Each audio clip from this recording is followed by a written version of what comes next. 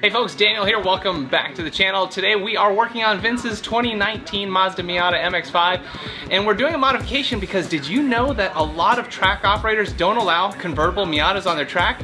I'm going to tell you why and give you a solution up next.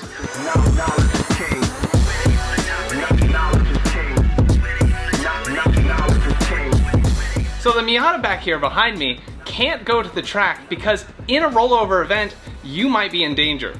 If this car rolls over, what's it gonna rest on? It's gonna rest on the top of the windshield and those roll bar things in the back. But your head, it's gonna be scraping the asphalt, and that's no good. So a lot of track event organizers have something called the broomstick test to decide whether your car is legal for the track. And the broomstick test is simply where they place a broomstick or other straight edge from the windshield over to the top of the roll bar, and if the top of your helmet contacts that broomstick, well, sorry, no track day for you. Now, you could, hunker down in your seat and hopefully dodge the broomstick test, but we all know that's not safe, and there is a real solution out there. Paco Moto has a product for the ND Miatas that lowers your seat by 1.2 inches. So for most people, they could possibly duck under the the broomstick. And that is what you want to do so you can get your car on the track. This kit replaces the seat rails on your Mazda Miata. You can get both the driver's side and passenger side, or just one. And it's gonna lower the seat, which also lowers your center of gravity, that's always a good thing, and save 6.5 pounds per seat. We always like weight savings, right? Not only that, but it actually gives you more leg room and adjusts the seat rake to be in a better position. Now there is one downside, you lose that instantaneous sliding adjustment of the seat, so you kind of have to set it and forget it. This doesn't work so well if you're a 6-foot person and your partner's 5 foot and they want to take the car to work the next day. Well, they're not gonna be able to do it. Thankfully for Vince here, his wife doesn't drive a stick, so he's just gonna leave it as is. But if you do wanna adjust it, it really does only take about 3 to 5 minutes, but you do need tools. So just keep that in mind. Now the instructions with the Paco Moto kit are actually pretty good in PDF form with color pictures, but as always, pictures don't always give you the full effect, and that's why I like to offer detailed how-to videos, so even if you're not used to working on cars, you can have the confidence to get this done. And of course, the satisfaction of doing it, and now you've modified your car yourself without having to pay somebody to do it. All right, let's get to the seat lowering rails for the Mazda Miata. For this installation, you'll need the following tools. You'll definitely need a ratchet of some type and a 14mm socket. But if you do choose on getting the extra bolts from Home Depot like we did, those ended up being a 17mm, so you'll need a socket or wrench for those. A combination wrench like this one, preferably with ratcheting function and offset, is really helpful in 14 and 17mm. An extension or two is actually very helpful in getting to the seat bolts, especially the ones in the back if you're not using a power tool. You'll need a Phillips head screwdriver, some needle nose pliers, and I definitely suggest the power tool to really cut down on frustration. Also, you'll need an E-Torx socket. You can get an E-socket set at Harbor Freight or order on Amazon before you start this procedure. All tools can be found in the description below with links to help support the channel. Now let's get to the 30-second overview. First, remove the seat by removing the 4 bolts holding it down on the floorboards. Remove the electrical connector and take the seat out. We'll remove 6 bolts to get the rails off, including the handle. You'll also need to remove or zip tie these small metal brackets. Then you can remove the rails and install the PacoMoto rails. They get installed like this with the included bolts, washers, and lock washers. You'll tighten down the rear nearly fully tight, but the fronts you'll leave loose. Install the seat, reconnect the connector, and bolt down the seat. Adjust it to the position you want, and then tighten down the front bolts to lock it in place. Now let's get to the important details. We've already done the driver's seat on this car, so now we're doing the passenger seat in this video. So to remove the seat, first start with the front bolts. They are E-Torx. Now most people don't have these, so you may need to prepare by getting the appropriate sockets. There's not a lot of room to swing a wrench down there, plus it can be uncomfortable, so I highly recommend appropriate extensions or power tools like we're doing, and it makes it a ton easier. Once those bolts are out, you can slide the seat completely forward and then get better access to the rear bolts, and they're just standard 14mm hex. Again, a big extension would really be helpful. It's a really tight space, but the power tools definitely win again. Now you can tilt the seat up and get access to this connector. Unlock it with a flat head by pushing the clip forward, and then pull the connector out from the seat towards the front of the car. Remove the seatbelt by guiding it through the slot in the seatbelt loop on the seat. Then you can carefully lift the seat straight up, turn it 90 degrees, and pull it out of the car. Be careful, there's a lot of sharp metal underneath and you don't want to scratch up your interior. Lay the seat down on its back, perhaps on a piece of cardboard to keep it clean.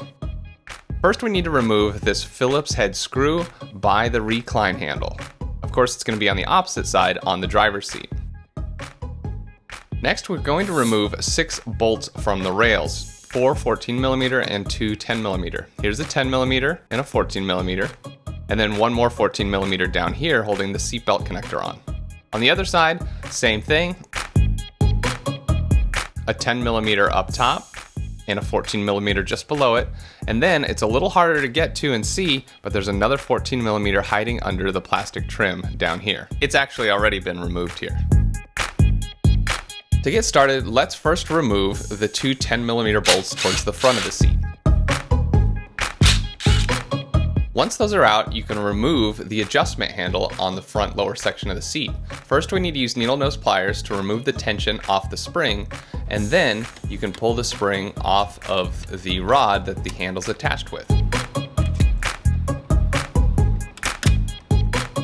Once that's off, you need to remove the actual pin or rod that's there. It just slides out, but it is a little bit of a tight fit.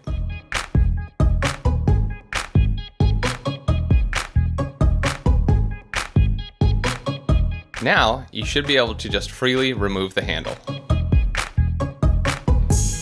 Here you should have just the handle, the rod, the spring, and the 2 10mm bolts.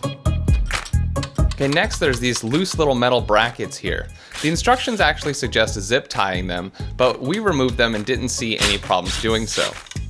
Remove the 2 14mm bolts towards the front of the seat, and now if you spread the rails slightly apart and adjust the loose metal brackets, you should be able to get them to come off of the sort of rods that they are being held by. A little bit of prying with the screwdriver and you should get them out.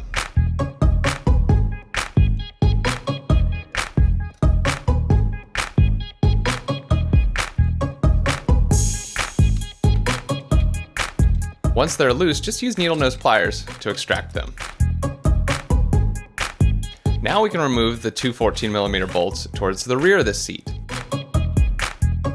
The seatbelt one has a number of washers with it, and then this one here was tough to get to, so you'll need a flat box end wrench or maybe even an offset one to get to it, and it's pretty tight.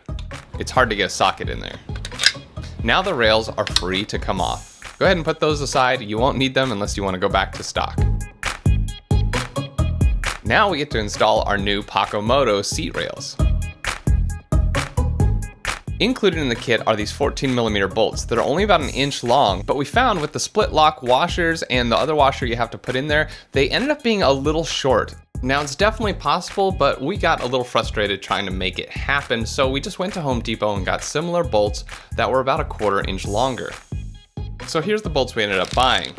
They are 1.25 inches long. They have a 17mm head, but that's okay. They are M10 1.25 by 30 fine pitch. You'll only need 2 of them, and I suggest getting washers as well. These really worked out a lot better. Now we can install the PacoMoto rails. Make sure the logo is towards the outside of the seat and readable. The forward tip has the bend in it, just like on the stock rails. That goes towards the front. The PacoMoto rail should be attached to the outside of the seat bracket at the forward section, but at the rear section, it should not be on the outside. It should be mounted on the inside, just like this. Now install the 14mm bolt and washer included in the kit to attach the forward section of the rail to the seat. Do this on both sides.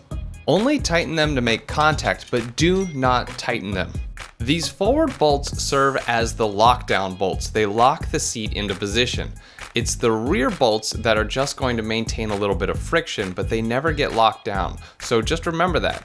We're gonna set these loose for now, but we will tighten them once they're in the car. Now we can attach the rear part of the rail. You'll want to use the bolts we just got at Home Depot. Stick one of the included washers between the rail and the seat bracket and then slide the bolt through, but attach a split lock washer and a washer on this bolt.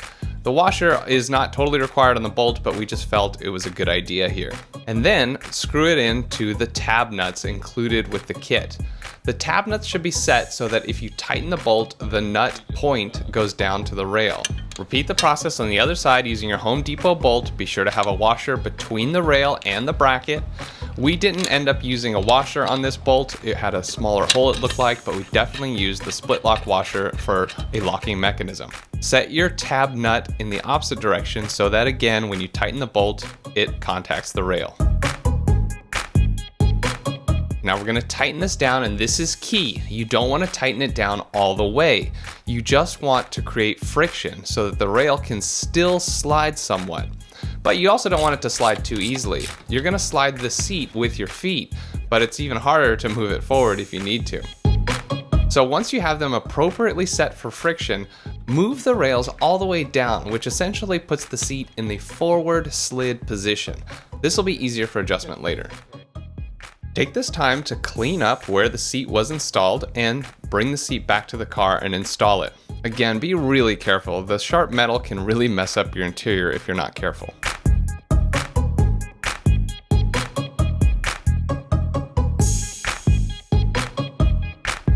Get the seat mostly into position and then reconnect the electrical connector underneath. Once you have it connected, don't forget to lock in the white lock. I didn't show it here though. Then lower the seat down and position it the best you can over the holes and install the rear bolts. Since I suggested to adjust the seat rails appropriately, the seat should be moved forward already to make it easier to get to these bolts. If you don't have a power tool, a flex head ratcheting wrench like this is really helpful. Once you have the rear bolts fully started, you can go ahead and get started on the fronts as well and go ahead and tighten those down. But don't tighten down any bolts until you at least get all four started. Here I'm using a ratchet and you can see it's a tight space, but the seat is moved all the way forward right now. I don't suggest sliding the seat back until you fully tighten the bolts, but if you have to, go ahead.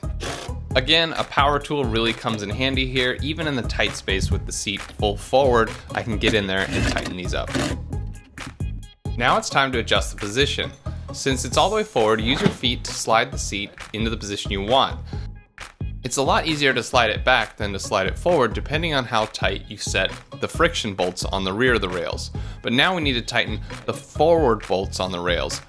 It's really important to tighten this bolt down well because this is what's going to hold the seat from sliding when you're on the track or, in worst case scenario, an accident. Not only should you tighten this one, but you need to tighten the inboard one as well, which is a lot harder to get to, and we didn't show it here. Once you've done that, you've got this loose piece of plastic. The solution is to simply zip tie it to the bracket, and that's what I did. I ran a zip tie through here, tightened it up, and snipped off the excess. If you ever need to readjust the seat, you just loosen those two front 14mm bolts and slide it and then retighten it. Now go and enjoy your new seat position. The only complaint that Vince had was that he noticed he likes to rest his arm on the top of the door, and his new position results in his arm sitting just a little bit higher.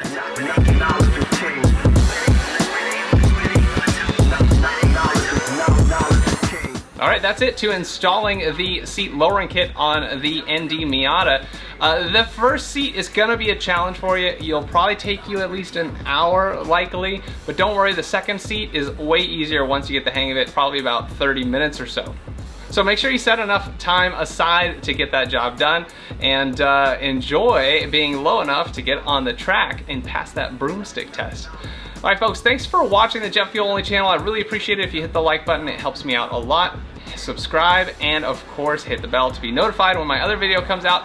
I've got more Miata videos coming. In fact, just today we did a brake bleed procedure, and in a separate video we installed front rotors and pads all around. So be sure to check those out. See you next time.